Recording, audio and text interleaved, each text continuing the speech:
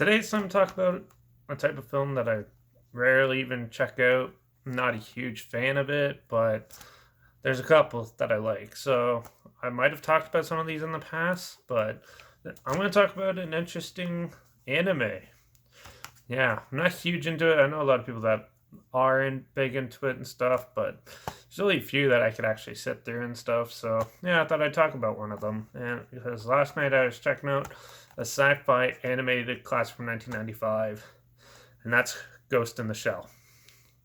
Yeah, it was released in North America by Manga Entertainment. This is also based off the ever so really popular manga, Japanese manga graphic novel, and yeah, and then they made this film, which was released on November 18th, 1995, produced by Yoshima Yoshimasa Mizuo.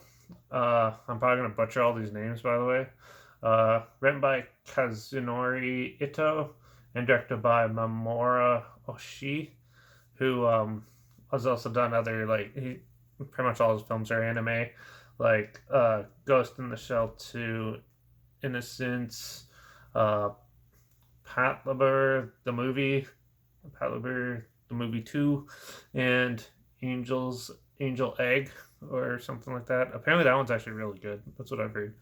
But yeah, so Ghost in the Shell is basically takes place in 2029, where humanity has developed the technology to go into the manufacture dreams, basically in the subconscious, and yeah, so there's you have your normal humans who can access this, and then you have the companies that are trying to benefit from it, and overall, and then you have what the halfway through the film you get introduced to the puppet master, which is a ghostly like entity where no one knows where it came from that manifests itself to change the memories and stuff of people, of the other people, and it's up to these sort of like bounty hunter type people who are half like cyborgs and stuff to hunt it down and try to get rid of it.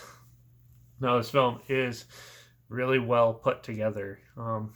Everything from like just like the cinematic like atmospheric shots of like this futuristic Tokyo City, and yeah, to the action sequences and stuff like that. It's all really well choreographed. Even the action scenes are really well fluent and works real well. It's all cohesive and everything like that. And it is extremely well put together. Even the mannerisms from the way the characters talk and stuff. I know this one's an English dub version, but still, even in with the English language, the facial expressions and the mannerisms come through, and it makes it ever more realistic. It's one of the more realistic ones. They do mix CG sort of style in to help make the animation move more fluently and stuff, which was really interesting to see, and it was really well put together. The story is a little complex, but they do a good job at setting it up and helping you guide yourself through it, even if you haven't read the book.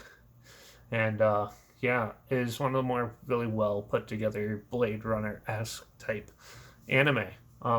There is nothing really to complain about. Even the voice acting is pretty well done for, like the English dub, anyways, is really well done for this film, and it complements it in a special way.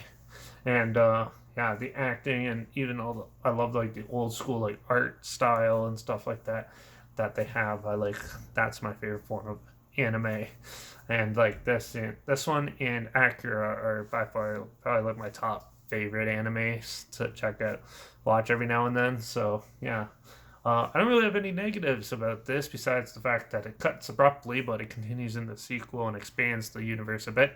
So it's kind of like expected. But it is pretty short. It's only an hour and 25 minutes long or something.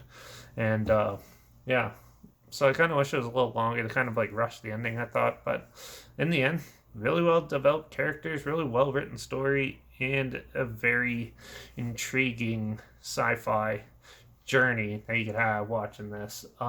They did make a live action film with Scarlett Johansson, which I will be reviewing later on in the future. But right now, I decided to check this one out, relive it because I haven't seen it for like 5, 6 years, and yeah, it's still really enjoyable.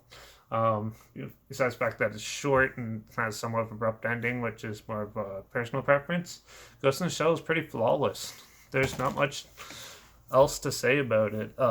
If you Even if you're not a fan of anime, you should check this one out. It has a lot of good action sequences, a very intriguing story, and if you're into like Blade Runner and other weird sci-fi films like that, definitely check this out. It definitely holds up even to this day, and this is the way anime should continue, I think. Anyways, I'm gonna give Ghost in the Shell 4.5 out of 5, just because I do have like small little gripes here and there. So the only way I give films a perfect score is if I don't have any gripes at all. So yeah, Ghost in the Shell is a really good film. Really enjoyed it. Just wish it was longer and maybe had a more of a conclusive ending. But I know they continue it in the sequel, which I'll have to check out at some point. But yeah, so that's what I think of Ghost in the Shell. Let me know what you think of it down below in the comments. Comment if I should review the sequels, or if you want to see the live action American reboot of it. Let me know in the comments down below. I'll try to get that one out faster if you guys want to see that one and hear my opinions on that one more. Also, if you have any other films, comment your opinions. Any other films, comment those down below as well, that you want to hear my opinions on anyways.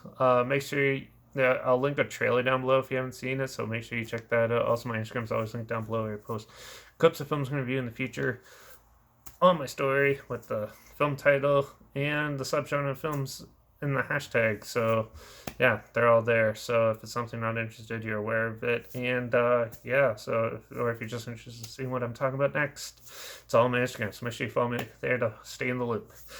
Make sure you like this video, share it so more people are aware of it, and make sure you subscribe, because you never know what I'm going to talk about next, which I'm probably going to go back into the horror B-movie area, but we'll see how I feel. But so Ghost in the Shell is really good. Check it out. Not much to gripe about. Definitely an interesting one to see. So till the next one, I guess I'll see you all later. And yeah, cheers.